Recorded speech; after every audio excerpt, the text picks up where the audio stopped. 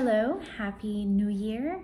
Welcome to Midnight Musings with me. I'm Habiba Zaman. I am a licensed counselor and therapist, and I'm here to help you find new ways of understanding yourself and tackling things that typically, end up putting a wrench in our day.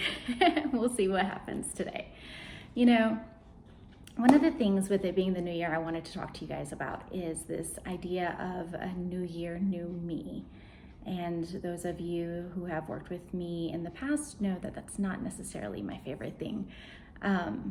Only because I work so hard and so diligently with my clients to help you accept and embrace who you are and all the things that make you you, all the things that led to how you became who you are today, the good, the bad, the dysfunctional, all of the above. And in embracing those things, we can slowly start to make a change.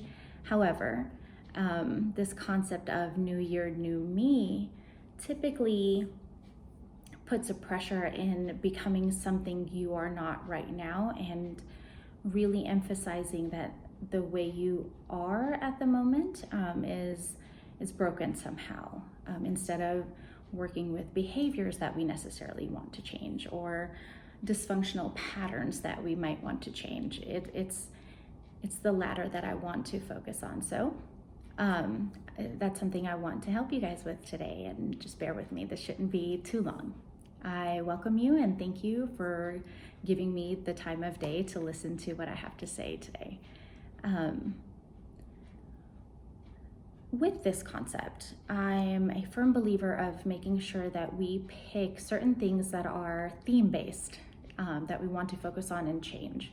So a theme would be, I want to feel empowered this year, or I want to feel successful this year, or I want to celebrate this year, or I want to focus on excitement this year, or I want to find magic this year.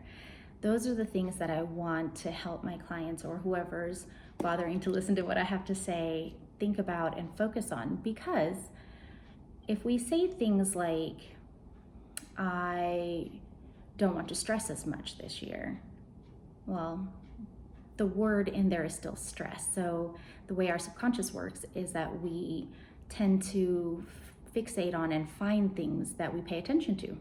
So if I were to tell you, don't think about the color red, don't think about red, don't think about red, don't think about red.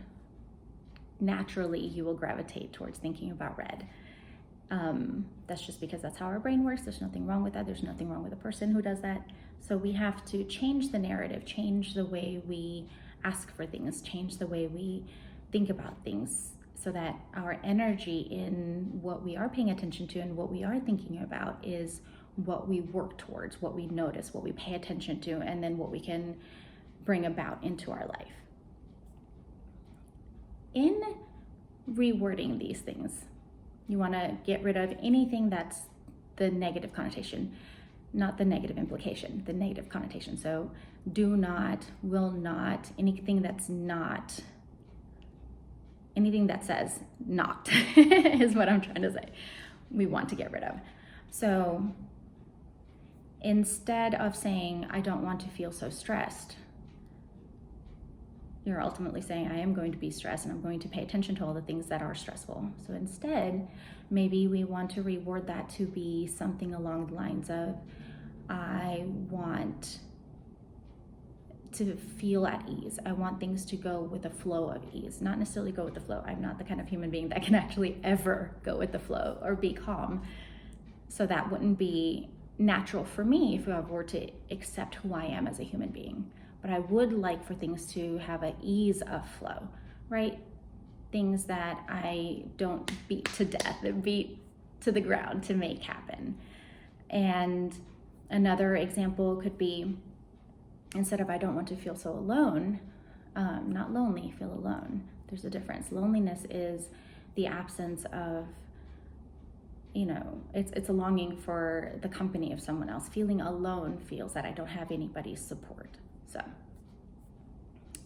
if one of the things is I don't want to feel so alone, instead of saying that, one of the change in narratives could be, I want to focus on those who are there to support me, right? So we focus then on support, and we notice the support, and then we reinforce the pathways in our brain that look for support. The other way would be constantly feeling let down and disappointed and completely alone. The reason I bring that specific one up is a lot of us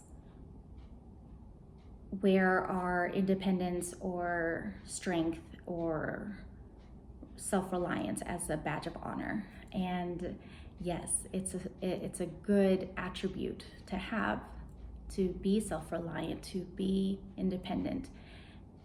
If done in a way where it's out of fear, because we're fearful of being let down, it's overwhelming, it's disappointing, and it's very, very sad, because we feel like there isn't anyone else that we can rely on, that we have to get these things on our own, that I can't expect somebody to pick me up when I fall. And those belief systems, even if they're there for a reason, they're always there for a reason. I want to always reinforce that the way we are is because something has happened to teach us that that is how the world works.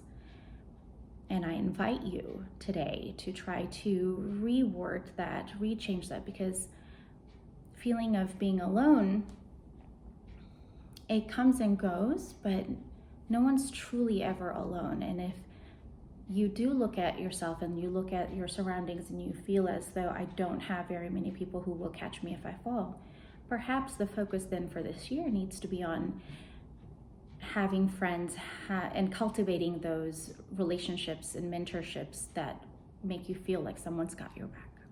So for this year, I invite you to take a moment and see how you address yourself and address the world, and think about what you want to invite as a larger theme, so that we can make plans on rewriting these messages, rewriting these pathways and narratives that we tell ourselves, so that we can actually work towards inviting what we want. Once again, Happy New Year. Thank you for taking the time to listen to me and to possibly gain some nuggets of wisdom or understanding in what I have to say. I'll talk to you soon.